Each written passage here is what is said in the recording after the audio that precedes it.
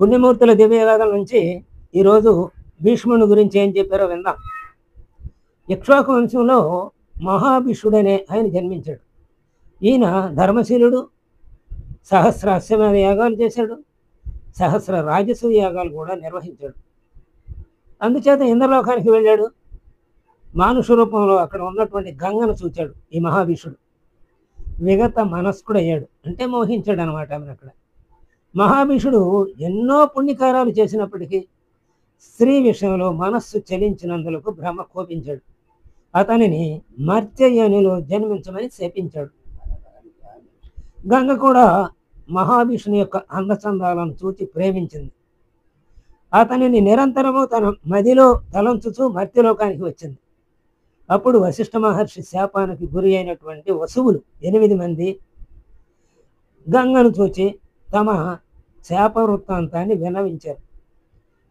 ఇతర మర్త్యుని యోని యందు పుట్టుటకు బదులు నీ యందు జన్మించుటకు అనుగ్రహించమని గంగను కోరారన్నమాట. ఆ అష్టవసువులు అందరూ కూడా మమ్మలను పుట్టిన తక్షణమే గంగ యందు పారవేసి మేము తిరిగి దేవలోకానికి పోగలమని కూడా వేడుకున్నారు గంగని. గంగ వారి కోరికను మన్నించింది. కానీ మీలో ఒక్కరిని జలమున పారవేయను, కారణము అతని వలన నాకు ఎనలేని కీర్తి ప్రతిష్టలు వస్తాయి అనగా వసువులు అందుకు సమ్మతించారు. మహాభీషుడు బ్రహ్మ ఆదేశ ప్రకారంగా ప్రతీప సునందనులకు శంతనుడుగా జన్మించాడు. ఇతడుగాక ఆ సునందకు దేవాహి బాహ్లికుడు అని మరో 2 జన్మించారు. అయితే శంతనుడు మధ్యవాడు. మిగతా 2 పెద్దగా పేరు ప్రఖ్యాతులు సంపాదించలేదు. అందులో జ్యేష్ఠుడైన దేవాపేమో బాల్యమునందే తపోవనానికి వెళ్ళినందువలన ద్వితీయుడైనటువంటి శంతనుడే రాజ్యానికి రాజయ్యాడు. ఒక రోజున శంతనుడు గంగానది ఒడ్డుకు రాగా పూర్వ స్మృతి కలిగిన గంగ శంతనుని చూచి మనుజ రూపంలో శంతను దగ్గరికి వచ్చింది. ఆమె రూపం రావణ్యాలు మనస్సును చెలించిన శంతనుడికి తన ప్రేమ అనురాగాలను తెలియపరిచాడు గంగకి. ఆమె అతని కోరికను మన్నించింది, వివాహం చేసుకోవటానికి అంగీకరించింది. కానీ ఒక నిబంధన పెట్టింది.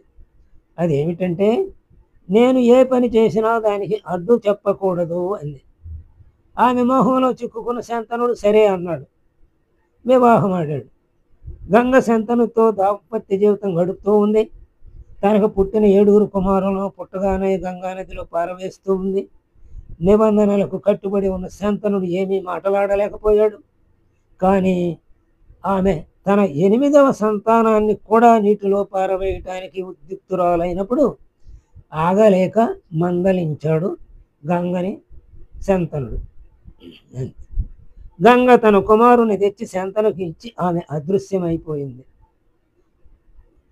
శంతనుడు తన కుమారుని తీసుకుని హస్తినాపురానికి వచ్చాడు. ఆ బాలుడే గాంగేయుడని లేక భీష్ముడని పిలువబడ్డాడు. కొంతకాలం తరువాత శంతనుడు గంగానదిలో పడవన పుడుతున్నటువంటి సత్యవతిని చూచాడు. ఆమెను మోహించాడు, వివాహమాడాలని అభిలషించాడు. తన సంకల్పాన్ని సత్యవతికి తెలిపాడు. తండ్రి అయిన దాశరథుకు తెలుపమని ఆమె శంతనుడితో చెప్పింది. తన కూతురుకు పుట్టిన సంతానానికి రాజ్యాభిషేకం చేస్తే సరేనన్నాడు శంతనుడు. ఆ నిబంధనని అంగీకరించాడు గాంగేయుడు. కానీ ఇంకొక నిబంధన కూడా పెట్టాడు. మరి నీకు కుమారులు పుడితే వాళ్ళు మరి సత్యవతికి పుట్టిన కుమారులకి అడ్డం చెబుతారేమో కదా అన్నాడు. అప్పుడు నేను పెళ్ళే చేసుకోను అన్నాడు. బ్రహ్మచారిగానే ఉంటానని ప్రతిజ్ఞ చేశాడు గాంగేయుడు. అప్పటి నుండి బ్రహ్మచారిగా ఉండి సత్యవతికి పుట్టిన సంతానం యొక్క యోగక్షేమాలను విచారిస్తూ ఉన్నాడు. అతడు తన ప్రతిజ్ఞకు కట్టుబడి ఉన్నందున భీష్మ ప్రతిజ్ఞ అని పలువురు వ్యావహారికంగా మాట్లాడుకుంటున్నారు. శంతనుడు భీష్మ ప్రతిజ్ఞకు మిగుల సంతోషించి కోరినప్పుడు మరణం పొందినట్లు భీష్ముడికి వరం కూడా ఇచ్చాడు శంతనుడు. తన పినతల్లి సత్యావతికి చిత్రాంగదుడు, విచిత్ర వీరుడు అని ఇరువురు కుమారులు పుట్టారు. వారిలో చిత్రాంగదుడు వివాహానికి ముందే గంధర్వులతో పోరాడి చనిపోయాడు. ఆ తదుపరి భీష్ముడు విచిత్ర వీరునకు రాజ్యాభిషేకం చేసి కాశీరాజు కుమార్తెలైనటువంటి అంబిక, అంబాలికలతో వివాహం చేయించదలిచి కాశీరాజు ఇష్టపడకపోయినప్పటికీ అతనిని ఎదిరించి అతని 3 కుమార్తెలను బలవంతంగా తీసుకొచ్చాడు. కానీ వారిలో అంబ అనే ఆమె ఇంతకు ముందే సాల్వరాజును ప్రేమించింది. అంచేత విచిత్ర వీరుణ్ణి వివాహం చేసుకోవటానికి తిరస్కరించింది. అప్పుడు భీష్ముడు ఆమెను తన తండ్రి యొద్దకు పంపాడు. ఆమె తిరిగి తాను ప్రేమించిన సాల్వరాజు యొద్దకు పోయింది. కానీ సాల్వరాజు ఇంతకు ముందు బలాత్కరించబడి భీష్ముడు నిన్ను తీసుకువెళ్ళినందున నేను నిన్ను వివాహం చేసుకోను అని తిరస్కరించాడు. ఆమె భీష్మునిపై పగబోనింది. అతనిని మరో జన్మలో యుక్తితో చంపుటకు నిర్ణయించుకొని తీవ్రమైన తపస్సు చేసి యోగాగ్నిచే తన శరీరాన్ని దహింపజేసుకుని శిఖండిగా పుట్టింది. కురుక్షేత్ర రణరంగంలో భీష్ముని చావుకి కారకురాలయ్యింది. విచిత్ర వీరుడు పుత్ర సంతానం లేకుండానే చనిపోయినందున తన వంశాన్ని నిలబెట్టుటకు గాను భీష్ముడిని పిలిచి విధవలైన అంబిక, అంబాలికలను వివాహమాడవలసిందిగా సత్యవతి కోరింది. కానీ భీష్ముడు ఆ పనికి అంగీకరించలేదు. అతని దృష్టిలో అది విరుద్ధము అనిపించింది. భీష్ముడు కౌరవ పాండవులకు రాజ్య విభాగ విషయంలో వివాదం రాగా ధర్మయుక్తముగా పాండవులకు అర్ధరాజ్య భాగం ఇవ్వవలెనని ధృతరాష్ట్రునకు సూచించాడు. దుర్యోధను కూడా హితబోధ చేశాడు. కానీ కౌరవులు పితామహుడైన భీష్ముని హితోపదేశాన్ని లక్ష్యపెట్టల. పాండవులను పలు విధాల బాధ పెట్టారు. మాయాజోధంలో దుర్యోధనుడు పాండవులను ఓడించి 13 సంవత్సరాలు వనవాసానికి పంపారు. ధర్మరాజు జోదంలో ద్రౌపదిని కూడా ఒడ్డి పరాజితుడైనప్పుడు దుశ్శాసనుడు తన అన్న దుర్యోధనుని ఆజ్ఞ మేరకు ద్రౌపదిని నిండు సభకు తెచ్చి వస్త్రాపహరణం చేసి అవమానపరిచాడు. మౌనము వహించి ఇది అధర్మమని భీష్ముడు దుర్యోధనకు గట్టిగా చెప్పి ఎదిరించలేకపోయాడు. యథార్థమునకు భీష్ముడు పాండవుల పక్షపాతి. కారణము ధర్మము న్యాయము పాండవులపై ఉన్నదని భీష్మునికి తెలుసు.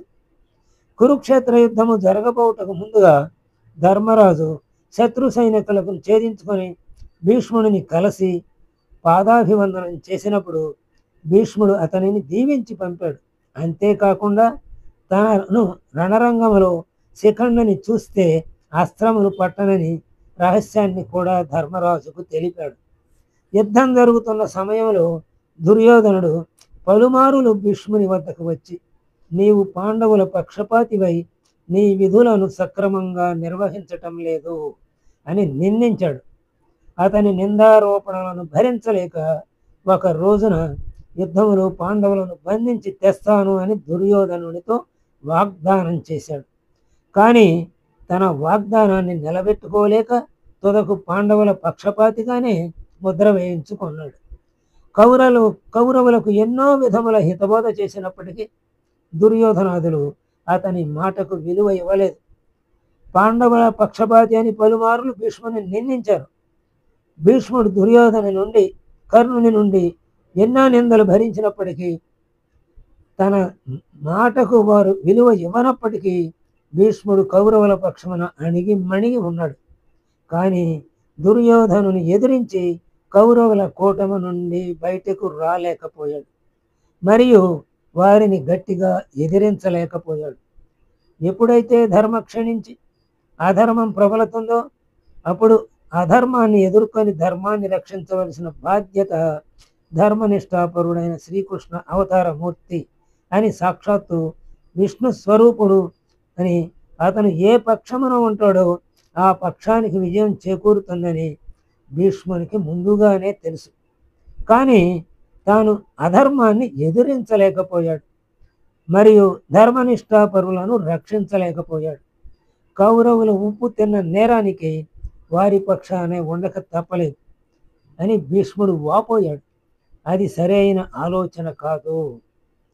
త్రేతాయుగంలో రావణుడు కూడా శ్రీరాముని భార్యని సీతని అడవి నుండి బలాత్కారంగా తీసుకొచ్చినప్పుడు అతని తమ్ముడు విభీషణుడు పరస్త్రీని తెచ్చుట తప్పని అన్నతో వాదించాడు. కానీ స్త్రీలోలుడైనటువంటి రావణుడు అది వినలేదు. విభీషణుడు హితోపదేశం వినలేదన్నమాట. అలాగే విభీషణుడు అన్నను వదిలేశాడు. ఎందుకంటే విభీషణుడిని వెళ్ళిపోమన్నాడు. అందుకని అన్నను మరియు సామ్రాజ్యాన్ని తక్షణమే త్యజించి శ్రీరాముని వద్దకు వచ్చి శరణు వచ్చాడు. కానీ భీష్ముడు అలా చేయలేకపోయాడు. అది అంటే విభీషణుడిలాగా భీష్ముడు కూడా చేసి ఉంటే బాగుండేది. అతని కీర్తి ప్రతిష్టలు ఇంకా ఎక్కువ అయ్యి ఉండేవి. చివరికి ఆ అధర్మమే అతని ప్రాణాలకు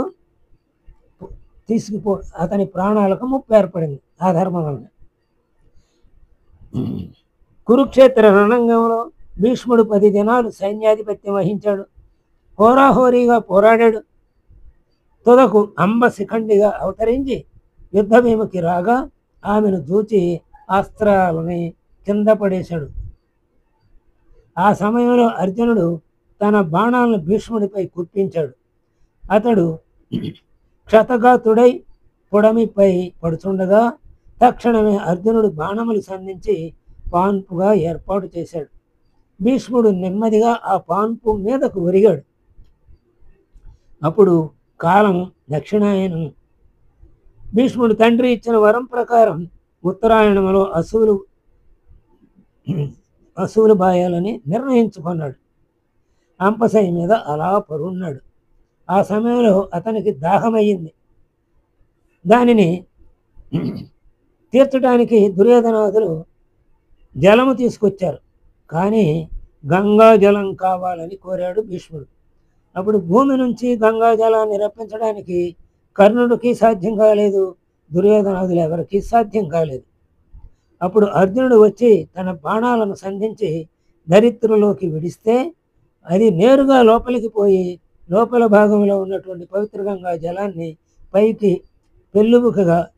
పెళ్ళుబుకేటట్లు చేసింది అర్జునుని బాణ పరంపర. భీష్ముడు ఆ నీరు త్రాగి తన దాహాన్ని తీర్చుకున్నాడు.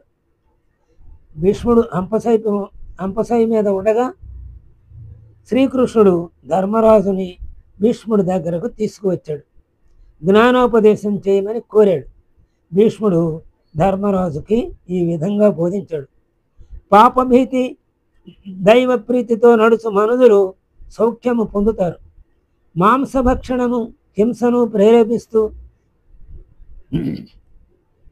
చంపుటకు ప్రేరేపించుట ఈ రెండును హింసకు మూలమవుతాయి. గ్రద్ద గుడ్లగువ్వ ఇవి ఇంటిలోనికి ప్రవేశిస్తే శాంతి చేయాలి. తోటి వారిని ప్రేమించు. ఆత్మ నిత్యమైనది, దేహము అనిత్యమైనది. అబద్ధమాడుట, హింస, భయం, నిదుర అతిగా పోవుట, అతిగా తినుట ఇవి తామస లక్షణాలు. పూర్వజన్మ కర్మ ఫలితములను అనుసరించి జనన మరణాలు సంభవిస్తాయి. మిక్కిలి ధనార్జనం, ధనరక్షణం, ధన వ్యయం దుఃఖానికి కారణమవుతాయి.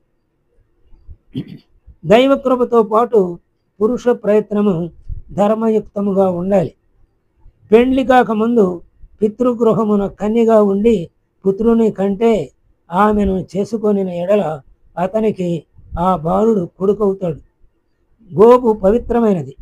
మునగ, ఉల్లి, కరివేపాకు, జీలకర్ర, ఉప్పు శ్రాద్ధమునకు శ్రేష్టములు అని భీష్ముడు ధర్మరాజుకి చెప్పాడు.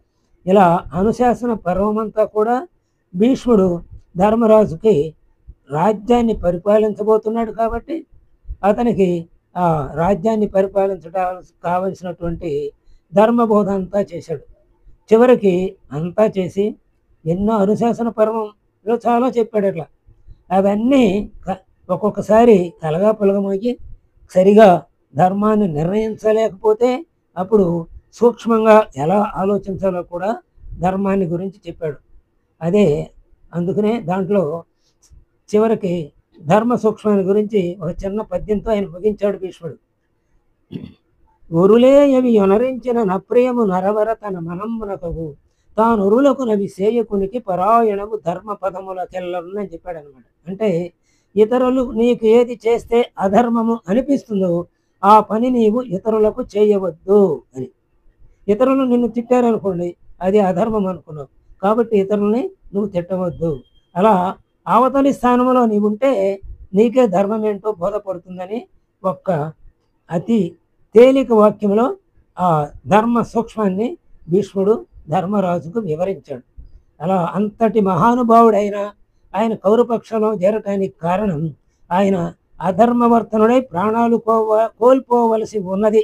విధి వ్రాత అలా ఉంది కాబట్టి ఆయన విభీషణుడులాగా ఆ దుర్యోధనాదులను వదిలి రాలేకపోయాడు అన్నమాట. అది ఆయన మరణం అలా రాసి ఉంది. స్వస్తి.